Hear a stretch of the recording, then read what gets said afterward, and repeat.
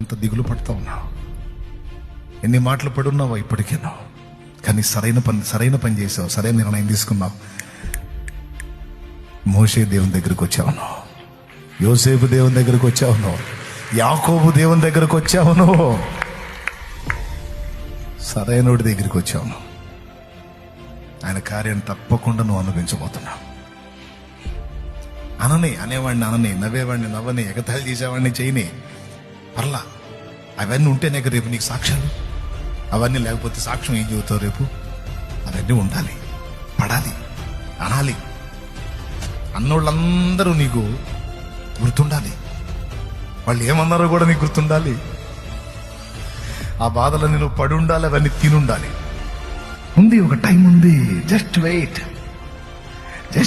దేవుడు జోక్యం చేసుకున్నది కాగు, జోక్యం చేసుకున్న నాడు చూడు.